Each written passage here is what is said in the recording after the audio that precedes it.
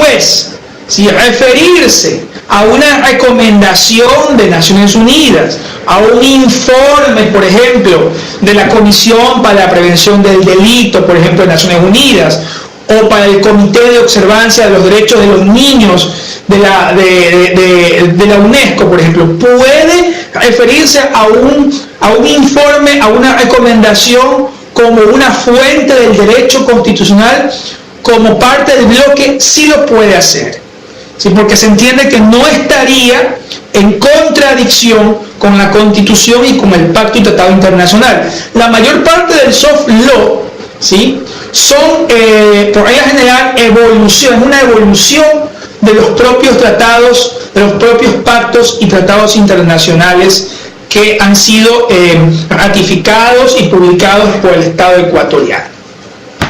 Tenemos entonces el pacto tratado, tenemos el soft law, tenemos los mandatos constituyentes que no han sido derogados, y una cláusula importante, ¿no? Eso es de la cláusula abierta, mencionado en el 424, mencionado en el 11 numeral 7, o sea, una cláusula bastante, podríamos decir, bastante ambigua, porque deja abierto, dice el 11 numeral 7, cualquier otro derecho que se derive de la dignidad justamente de la persona humana.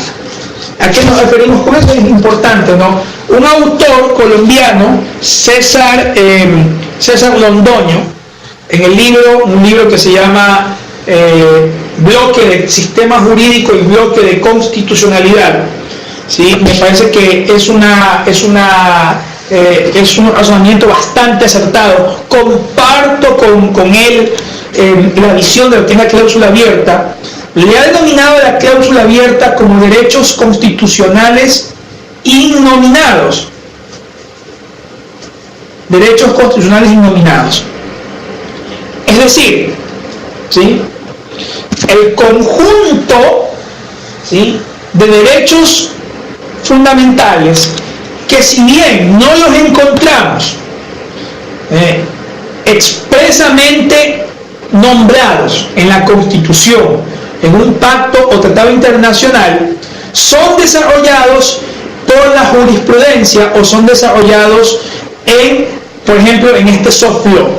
Por ejemplo, el derecho a la verdad. ¿Qué es el derecho a la verdad? El derecho de la ciudadanía, el derecho de la sociedad a conocer, más allá de la reparación, en un caso de violación de derechos humanos, a conocer cuáles fueron los motivos, por ejemplo, en un caso, por ejemplo, el caso Restrepo. En el caso Restrepo, ustedes ven, caso Consuelo Benavides, por ejemplo, casos de la Corte Interamericana, en que es usado mucho este derecho, el derecho a la verdad, ¿sí? Se habla muchísimo, la Corte ha dicho que más allá de las reparaciones que puede tener una víctima, del derecho a una reparación y la determinación de autores, cómplices e incurridores, está el derecho de la ciudadanía, del pueblo, de un Estado, de los ciudadanos de un Estado, de las víctimas, a conocer cuáles fueron los motivos, los antecedentes, las circunstancias por las cuales se produjo evidentemente una violación a un derecho humano o a un derecho fundamental.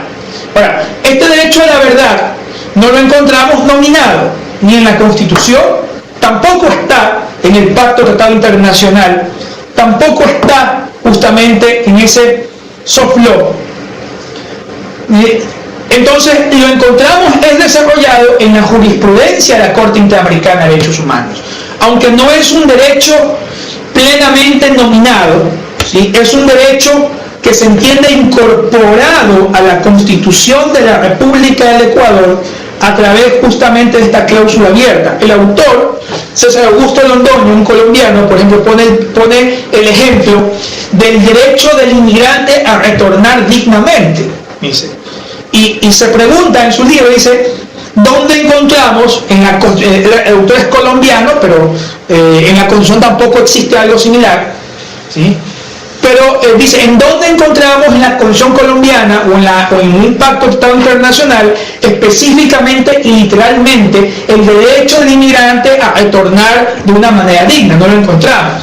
Sin embargo, debemos, dice el autor, suponer que se encuentra incorporado a través de esta cláusula abierta, que también se encuentra presente en la Constitución colombiana, evidentemente, en el cual los que estén interesados pueden indagar o pueden investigar en la jurisprudencia del Tribunal Constitucional colombiano.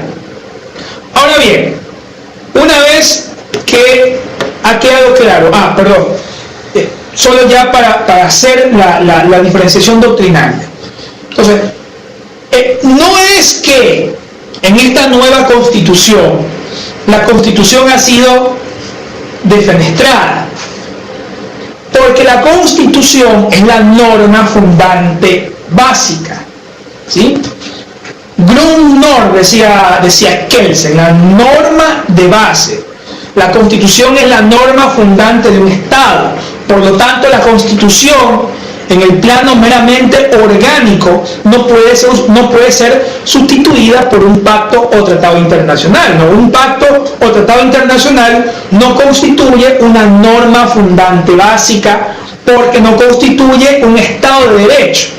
Por lo tanto, esta es una disquisición doctrinaria constitucional que me parece que es buena hacer la aclaración.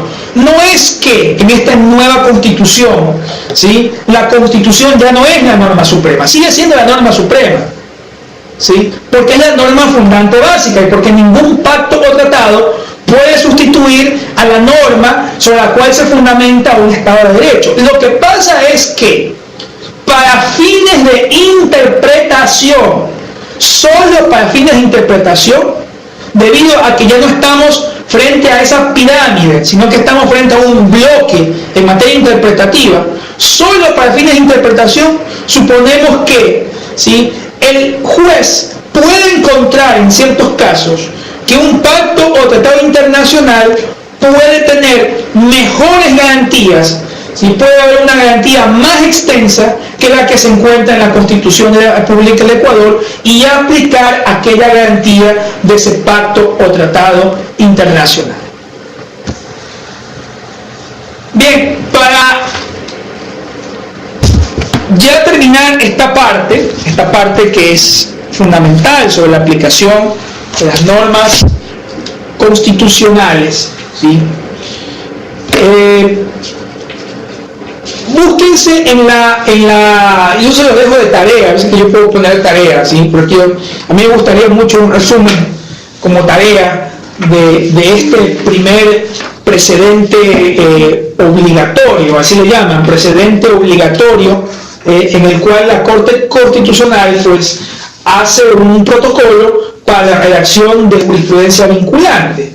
Es la resolución administrativa número 004-10-AD-CC, expedida por el Pleno de la Corte Constitucional, en la cual se aprueba el proyecto de protocolo para la elaboración de precedentes constitucionales obligatorios, presentado por la Secretaría Técnica Jurisdiccional.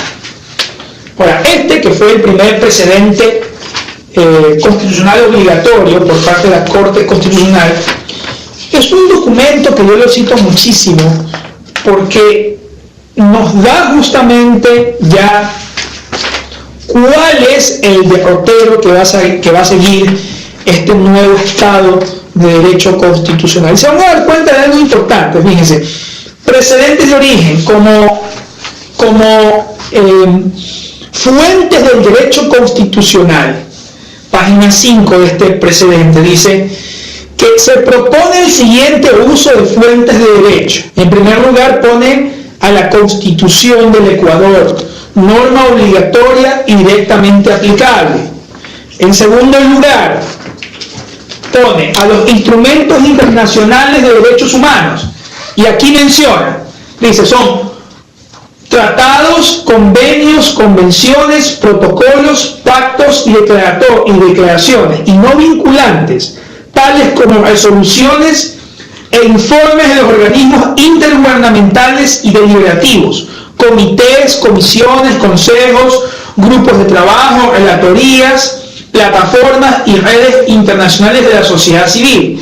Dice, los instrumentos no vinculantes, si bien es cierto, no obligan a los estados, por lo cual no genera responsabilidad jurídica política, ayudan a fundamentar una decisión en la medida que explican los problemas de aplicación en la experiencia de los estados y la sociedad civil de las normas vinculantes. ¿Sí? Esta segunda fuente del derecho constitucional, que es justamente lo que conforman los pactos y tratados internacionales y el soft law, aunque la Corte hace una diferencia en que los primeros son fuente vinculante y la segunda es fuente no vinculante, yo vuelvo a citar el artículo 93 de la Constitución de la República del Ecuador, que establece que a través de una acción de incumplimiento, ¿sí?, se puede exigir el cumplimiento de informes de organismos de derecho, de organismos internacionales. Está la norma, es clarísima justamente en el artículo 93. Dice, la acción por incumplimiento tendrá por objeto garantizar la aplicación de las normas que integran el sistema jurídico, así como el cumplimiento de sentencias o informes de organismos internacionales de derechos humanos, lo cual puede exigir realmente este soft law. Pero en todo caso, aquí, al ser citado como fuente de derecho, lo ponen evidentemente en segundo lugar como fuente del derecho después de la Constitución de la República del Ecuador. En tercer lugar, o sea, como tercera fuente del derecho, fíjense, pone a la jurisprudencia internacional comparada.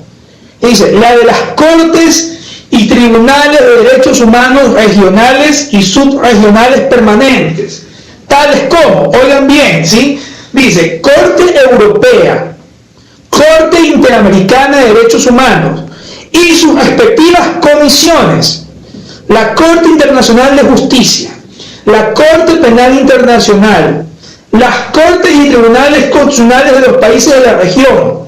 Tenemos también la jurisprudencia de las Cortes o tribunales temporales, tales como los tribunales para el juzgamiento de los crímenes de guerra de Nuremberg, ¿sí?, Kosovo y Ruanda. El requisito de estas fuentes es que las sentencias contengan precedentes. Excepcionalmente se tomarán como fuentes otras sentencias que no constituyan precedentes. ¿Ya? Entonces, la jurisprudencia internacional, ¿sí?, la jurisprudencia internacional es directamente aplicable, ¿sí?, o puede ser considerada como fuente del derecho constitucional y se la puede emplear para la argumentación de una decisión judicial en materia constitucional. Lo importante es que, y se van a dar cuenta, o sea, cuando lean justamente esta resolución, que ojalá pues me parece que se las tengo que mandar como tarea, es que las leyes ordinarias, ¿sí?, están en último lugar, ¿sí? Las leyes ordinarias, no sé si se puede ver ahí la cámara, ¿no? Esta es la cámara, ¿no? Vean, las leyes ordinarias, se van a dar cuenta, jurisprudencia, ¿ya?, instrumentos internacionales, jurisprudencia internacional comparada, esto es parte de la resolución administrativa que constituye un precedente obligatorio, informes de comparecencia, doctrina, o sea, la ley ordinaria está como última fuente del derecho, incluso por debajo de la doctrina constitucional. Interesantísimo. O sea, fíjense la inversión total del sistema de 1998, en el cual, en el sistema de 1998 constitucional, ¿sí?, la ley civil, o sea, el Código Civil, seguía siendo evidentemente madre de un Estado de Derecho porque suplía los vacíos del orden constitucional. Cuando había un vacío en el ámbito constitucional o en cualquier ámbito, inmediatamente se acudía al Código Civil o al código sustantivo o código adjetivo como fuentes supletorias de ese derecho. Sin embargo, esta nueva configuración del derecho constitucional pone a la jurisprudencia, a los tratados internacionales y a la doctrina incluso por encima de la aplicación de la ley ordinaria, ¿sí?, en materia justamente constitucional. La pregunta es, una pregunta que siempre me han hecho, ¿sí?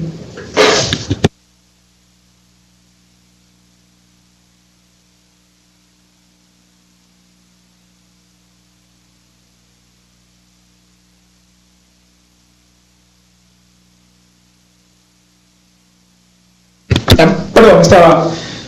La pregunta es, ¿qué precedentes, ¿sí?, qué jurisprudencia internacional podemos usar, ¿sí?, como fuente directa de aplicación en materia justamente constitucional? Bueno, ya haciendo un paneo del sistema internacional de derechos humanos, directamente el Ecuador forma parte del sistema interamericano como sistema contencioso. Entonces, en primer lugar, van a constituir precedentes vinculantes para el Ecuador toda la jurisprudencia contra el Estado ecuatoriano emitida a través de la Corte Interamericana de Derechos Humanos. Esa es fuente directa, ¿sí? Sería fuente indirecta toda la jurisprudencia de la Corte Interamericana de Derechos Humanos de otros países que pudiese ser aplicado en cuanto haya algún grado de similitud con justamente el sistema constitucional ecuatoriano.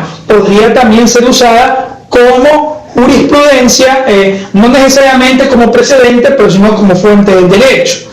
A nivel de cortes internacionales penales, la Corte Penal Internacional, fíjense que ya tenemos en el Código Penal actual, si ustedes revisan la última parte del Código Penal codificado, están ya los delitos, ¿sí?, contra las personas protegidas del derecho internacional humanitario. Es decir, ya hay delitos específicos relacionados con la aplicación del Estatuto de Refugiado, del tráfico ilegal de inmigrantes, de la trata de personas, de la aplicación del derecho internacional humanitario por crímenes de guerra, están insertos ya en el Código Penal.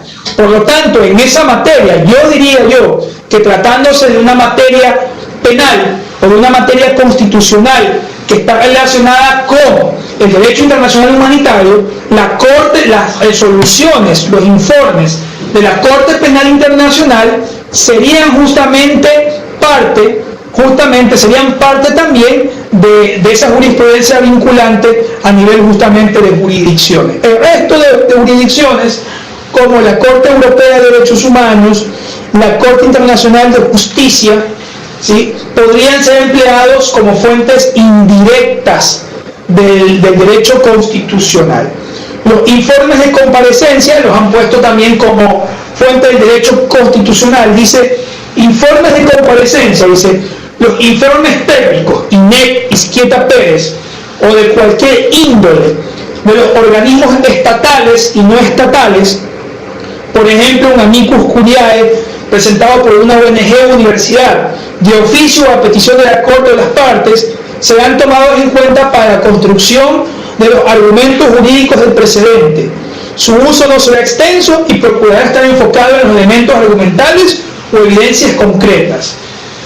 Luego viene la doctrina jurídica política nacional extranjera. Dice, se utilizará para ilustrar la argumentación jurídica. Se buscará que su uso no sea extenso, sino que esté enfocado al pensamiento concreto y coherente con los argumentos judiciales para la elaboración del precedente.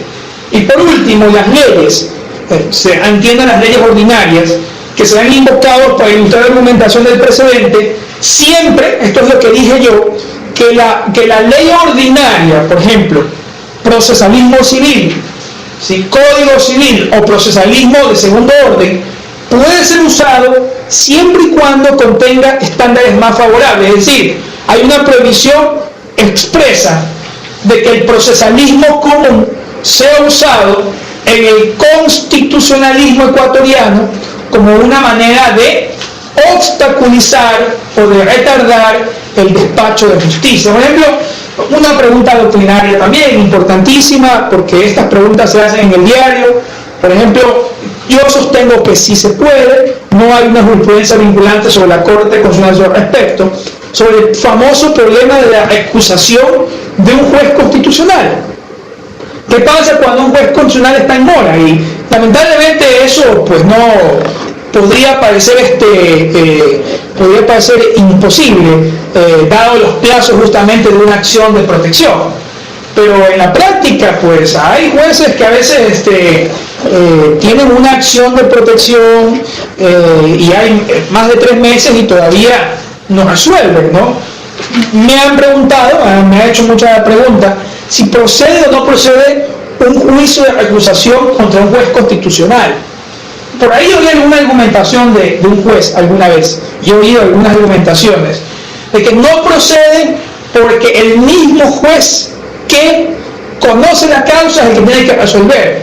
Pero discúlpeme, o sea, si la causa está en mora, si hay un derecho fundamental en ciernes, si hay la inminencia, a lo mejor, por ejemplo, una medida cautelar de que se dañe un derecho fundamental de manera irreparable, el único medio que tengo es el juicio de recusación para poder proseguir con la sustanciación de la causa. Y de hecho, fíjense, en los juicios internacionales, porque yo litigo mucho a nivel interamericano, la Procuraduría General del Estado suele siempre poner como excepción, ¿sí?, a los juicios internacionales, cuando es tarde justificado, suele mucho invocar la causal de por qué la víctima no recusó al juez.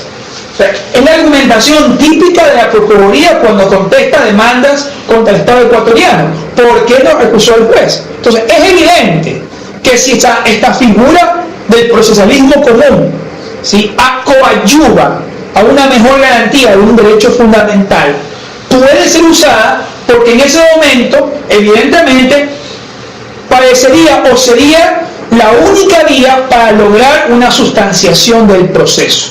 ¿Sí?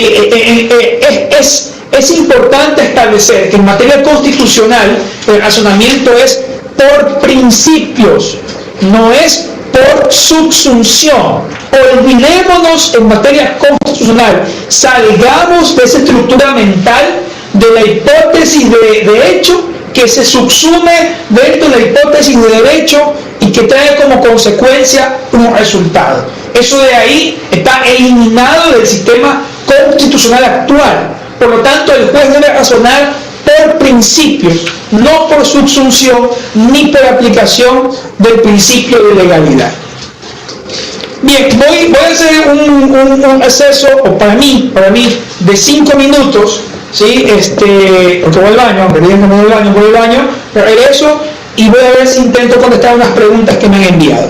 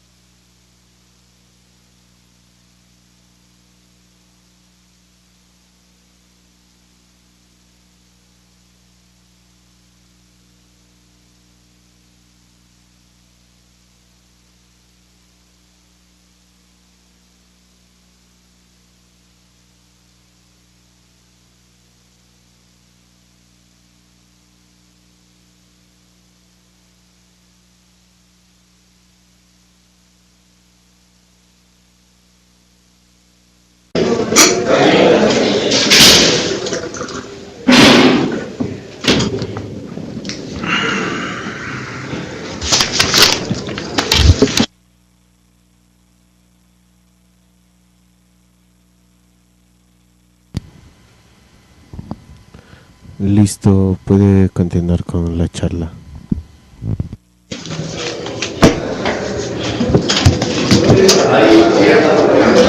Gracias por la espera.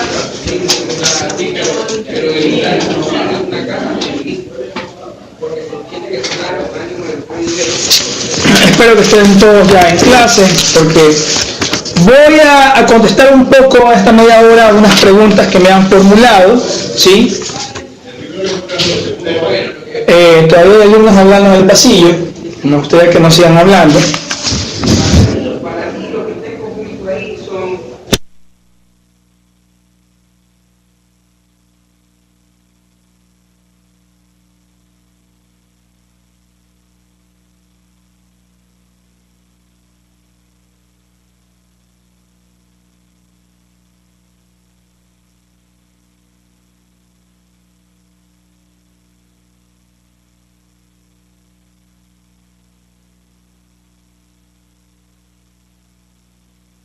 Me gustaría que todos estén en clase, por favor, ¿sí? Luego no quiero que haya sorpresas o que me formulen las mismas preguntas que me formulan o que me dicen que no se han explicado lo que se ha explicado. Me gustaría que estén en clase. A ver, voy a comenzar la primera pregunta, ¿sí? Me parece que esto es de Guayaquil, dice. Usted anota que la acción de protección es residual. Entonces deberíamos agotar primeramente la instancia administrativa previa a demandar la acción de protección. Bien. Cuando yo digo que la acción de protección es residual, ¿sí?, es porque es de carácter reparatoria, es decir, no es cautelar como la anterior acción de amparo. Porque para la acción de amparo, el símil que corresponde al actual constitucionalismo ecuatoriano es el de las medidas cautelares que pueden ser solicitadas de manera independiente o que pueden ser solicitadas evidentemente en conjunto con la acción ordinaria. Cuando yo hablo de residual es porque la acción ordinaria de prescripción, al no tener un tiempo de prescripción, ¿sí?, y al poder valorar hechos o situaciones que se produjeron en un momento determinado de la historia, hace un año, por ejemplo, pero que siguen causando violaciones a un derecho fundamental, evidentemente esa acción viene a ser residual porque el efecto continúa dándose en el tiempo. Por eso digo, cuando abordamos el nuevo constitucionalismo, dejemos a un lado un poco los conceptos clásicos del derecho civil. Dejemos a un lado un poco el tema de la prescripción, de la caducidad, dejemos a un lado. Aquí estamos dentro de un sistema de derechos y justicia, de justicia y derechos. Por lo tanto, la residualidad de la acción ordinaria de protección radica en que el juez detecte que el hecho que tú me estás denunciando, me estás demandando, es un hecho que continúa generando efectos dañinos en el tiempo y que continúa generando daño a la víctima. Entonces, no tiene nada que ver la residualidad con el agotamiento de las instancias administrativas. Este punto específico, ¿sí?, para las acciones constitucionales de protección no es que se exige el agotamiento de recursos internos, ¿verdad? Hay muchas figuras constitucionales, yo diría que y esto lo sé porque antes de este nuevo sistema, pues todas estas figuras yo las conocía porque son extraídas del sistema interamericano de protección. En el sistema interamericano de protección, para poder demandar necesito el agotamiento de recursos internos para poder entrar a una demanda internacional. Hay excepciones. Cuando acá, ¿sí?, por eso mencioné Marbury versus Madison, por eso entré con Marbury versus Madison, ¿sí? Lo importante es que el juez detecte si es que el caso que me estás tú presentando es un caso de violación de derechos fundamentales o es un caso, ¿sí?, que tiene asidero en la jurisdicción ordinaria, que puede ser una jurisdicción laboral, administrativa, administrativa contenciosa, tributaria o civil. Eso es lo importante. Si yo detecto, ¿sí?, que el conflicto es entre derechos fundamentales, es decir, derecho a la vida versus derecho a la propiedad, etc., entonces el caso es susceptible de ser conocido. Pero si se trata, por ejemplo, de que yo solicito, y fíjense, en esto tiene mucho que ver también, no tienen que saberlo ustedes, ¿no? Tiene que ver mucho la argumentación del abogado. O sea, si el abogado va a una acción ordinaria de protección y solicita de que se ha incumplido el artículo 20 de la Ley de Servicio Público, vaya Dios, o sea, lamentablemente hay ciertas cosas que dependen también de la argumentación, ¿sí? Si el abogado va y dice, vean, se ha incumplido la Ley de Servicio Público en una acción ordinaria, de protección, Dios mío, o sea, lo más seguro es que el juez lo rechace y va a tener argumentaciones para rechazarla, porque va a decir, vea, si usted me habla de la Ley de Servicio Público, váyase por la vía contenciosa administrativa, ¿sí? Pero por eso nuevamente el tema del bloque de constitucionalidad. En realidad, el litigio constitucional no debería salir más allá de la esfera del bloque de constitucionalidad. Es decir, si ya en la argumentación de la víctima hay el sostenimiento de una ley ordinaria, de una ordenanza, de un decreto, etcétera, ya no estaríamos frente a un caso constitucional y por lo tanto el juez podría derivarlo a las vías ordinarias existentes o podría derivarlo a los métodos de interpretación legal del Código Civil, ¿sí?, que evidentemente tendría que ver cuál es la vía jurisdiccional.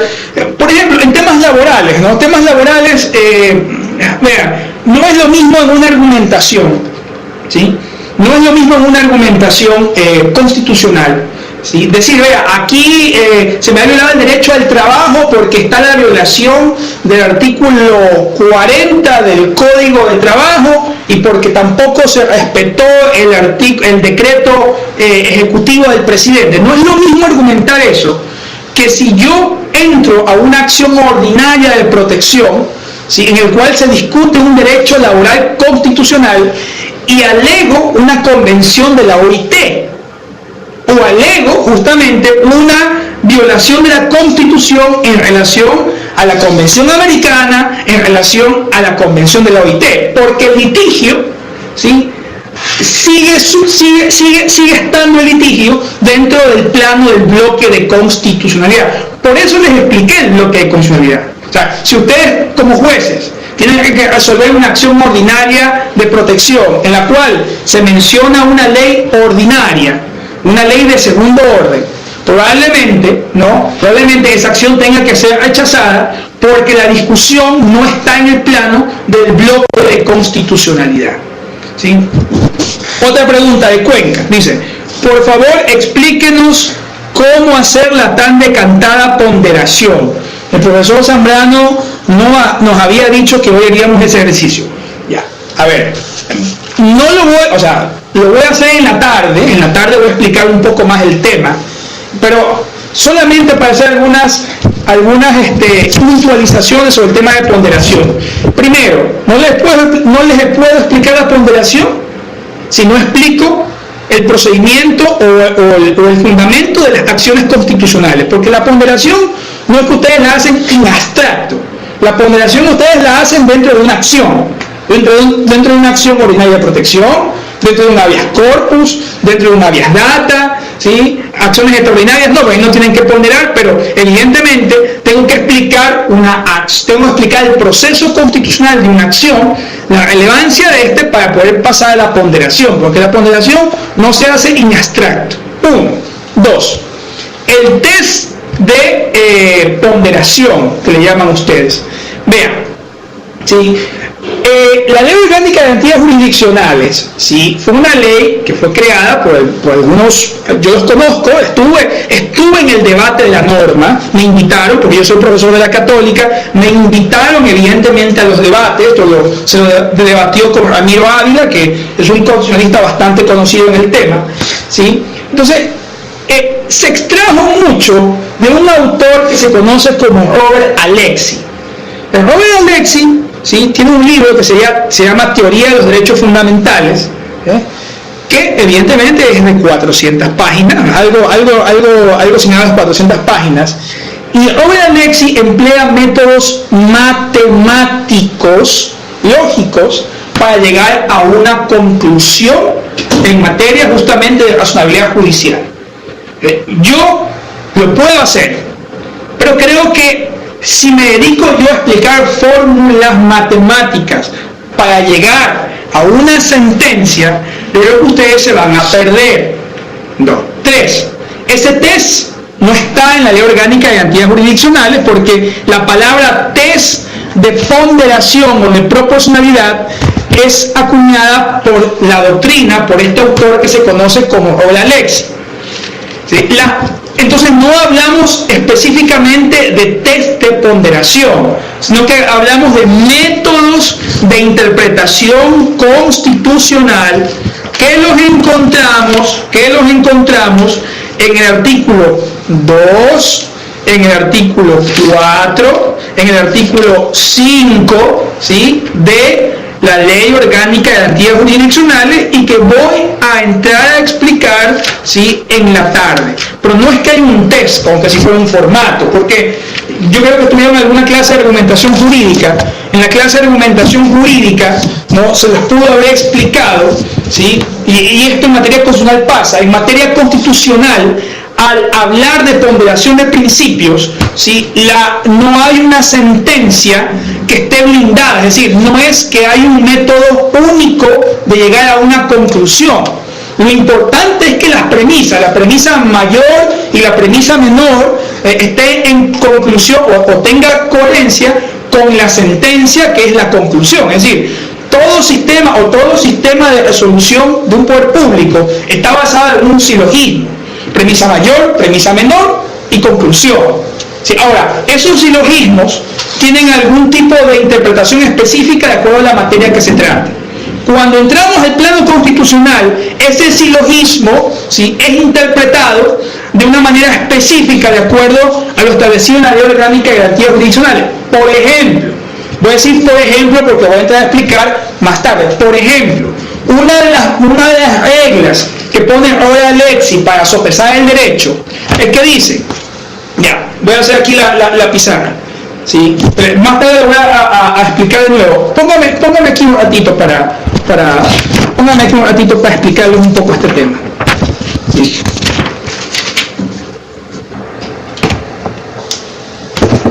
Ya.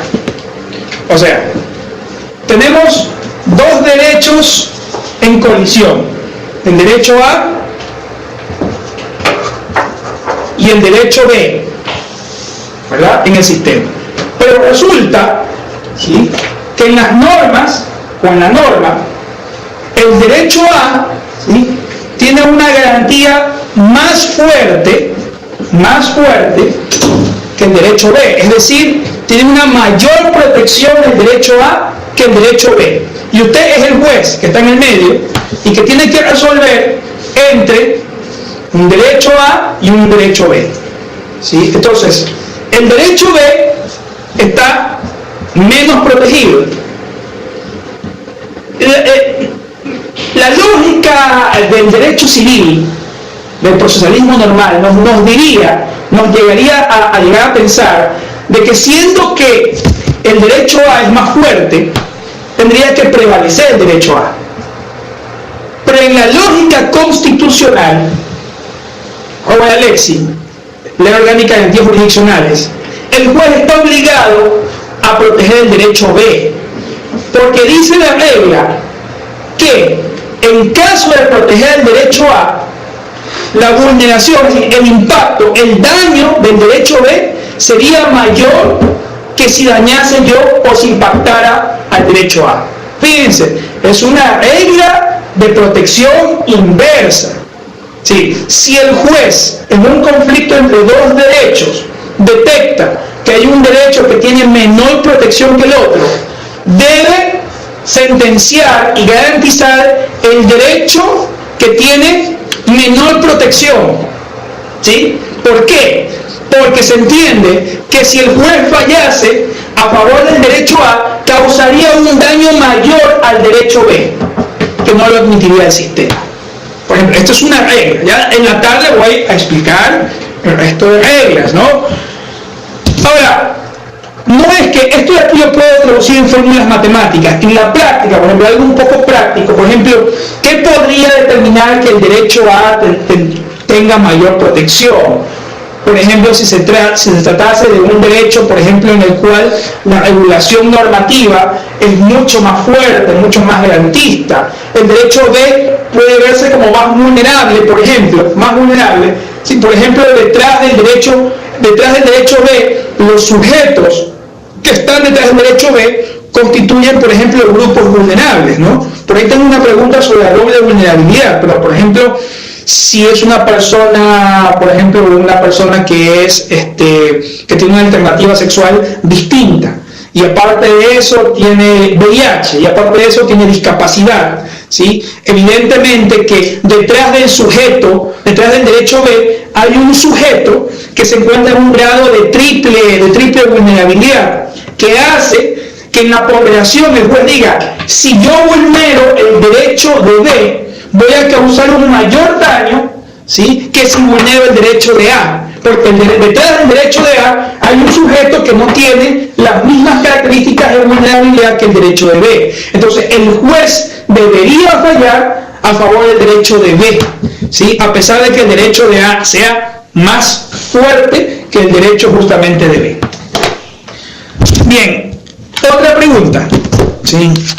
Dice, ¿qué es el derecho cuestionado? Dice. Bueno, yo supongo que cuando me hablan del derecho cuestionado, a veces hay términos acuñados por la doctrina, pero el derecho cuestionado es el derecho controvertido.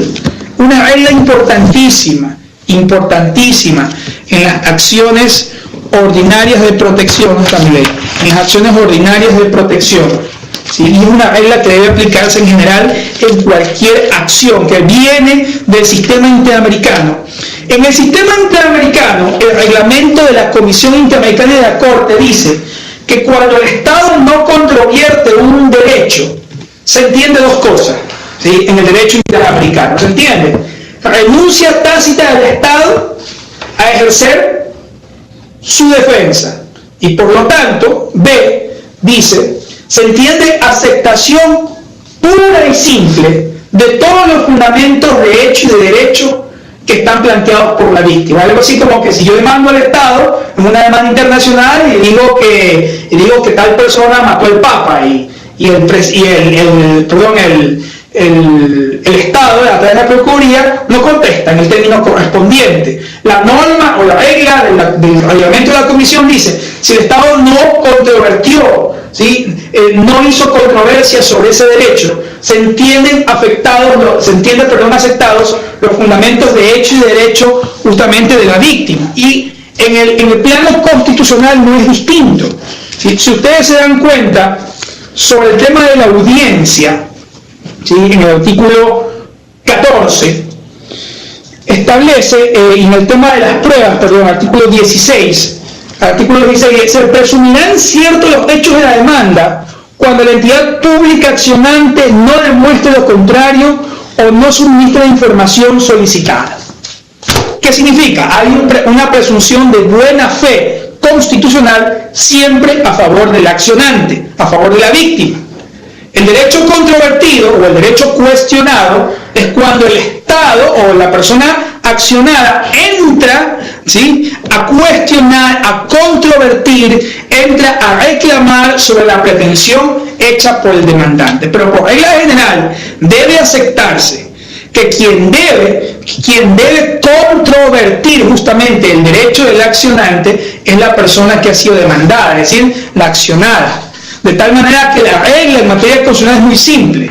Si la persona accionada no controvierte el derecho que yo estoy demandando, se entiende como aceptación de los fundamentos de hecho y de derecho justamente de la demanda. Cierto es también que el accionante debe, en el mismo momento de la audiencia, suministrar las pruebas, aunque sean suficientes y necesarias, ¿sí?, para comprobar, evidentemente, pues el derecho que se entiende ha sido vulnerado. Pero ojo, ¿sí?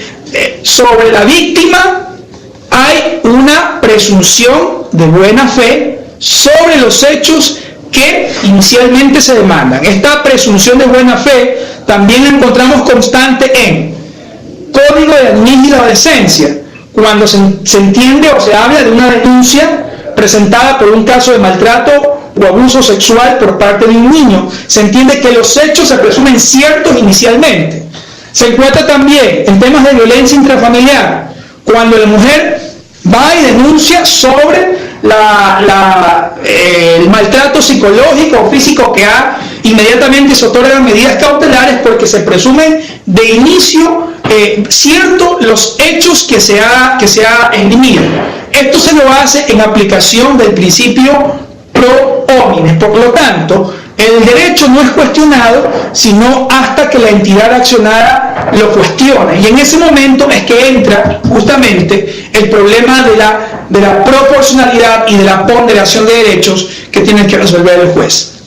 Bien, de Quevedo dice, por favor, dice, el tiempo necesario para caer en retardo de la administración de justicia en la acción de protección, tomado desde la presentación de la acción hasta que resuelve la Corte Constitucional, en 2 meses y años. Es una pregunta, vean, los plazos en materia de acciones constitucionales, ¿sí? Por lo menos de acciones ordinarias, es clarísimo. Y evidentemente la prueba, como dice el artículo 16, la prueba no puede ser, dice, la persona accionante debe demostrar los hechos que alegan la demanda, excepto en los casos en que se invierte la carga de prueba. La recepción de prueba se da únicamente en audiencia, y el juez o el juez solo podrá negarse cuando haya calificado. Por excepción, la jueza o jueza podrá emplear de manera justificada este término. Y dice, antes dice, deberá establecer el término en el cual que no sea mayor de 8 días y por una sola vez. Asimismo, el artículo 13 sobre la calificación de la demanda habla de que la demanda deberá calificarla dentro de las 24 horas siguientes a la presentación. ¿Sí? O sea, hay plazos establecidos, ¿sí? Se habla de 24 horas de la calificación, se habla de una práctica de pruebas que no puede exceder de no más de 8 días, se habla de una sentencia que debe ser notificada en un plazo no mayor de 48 horas, por lo tanto hay algunos plazos que por lo menos en la acción ordinaria están claros. Ahora, ¿qué pasa? Evidentemente cuando, y aunque también el plazo es bastante claro para la apelación, artículo 24 de la Ley Orgánica de Garantías Jurisdiccionales, dice clarísimo, dice, cuando hubiera más de una sala, la competencia requerida por sorteo, la Corte Provincial convocará conocimiento y resolverá por el mérito del expediente en un término de 8 días. O sea, si hasta apelación aplicamos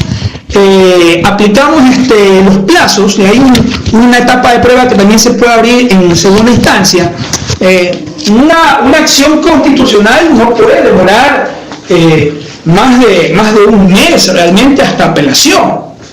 Pero, y luego, evidentemente usted me habla de que el caso llega a la Corte Constitucional. Si llega a la Corte Constitucional es porque se ha presentado una acción extraordinaria, ¿sí? Los plazos cuando llegan a la Corte Constitucional no están definidos porque la Corte Constitucional tiene una labor de revisión básicamente, ¿sí? Aunque hay evidentemente en la admisibilidad y en la etapa de fondo hay unos plazos también que establece la Ley Orgánica de Garantías Jurisdiccionales, que eso lo vamos a ver más tarde, ¿sí? Para no entrar mucho en el procesalismo, sino verlo para la tarde. Hay ciertos factores que retrasan justamente la consecución de estas acciones constitucionales en primera instancia, segunda instancia y en acción extraordinaria. El hecho de que el juez, para buscar conocimiento en 24 horas, tiene que esperar que desde la ventanilla en donde se sortea la causa le lleven todo el expediente, ¿no? Y a veces pueden demorar, justamente van a demorar 2 días hasta que la causa llegue al juez, ¿verdad? Y el juez dice ya 24 horas, por lo tanto usted está en mora.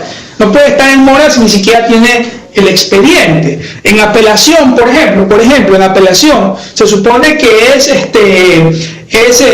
carga del que apela, es carga del que apela dar o buscar los medios para sacar copias, para que el expediente suba evidentemente con las copias correspondientes, ¿no? Pero si no sube para las copias, o sea, si no va y no se acerca para las copias correspondientes, el proceso sigue ahí. Suponemos de que en materia constitucional no hay abandono de causas, ¿sí? Porque la obligación de impulsar estos procesos es del Estado y de la Administración de Justicia. Por lo tanto, no puede aplicarse el abandono en materia constitucional. Eso es imposible. Son reglas justamente del procesalismo civil común. Sin embargo, yo no podría dar un término porque lamentablemente ya en la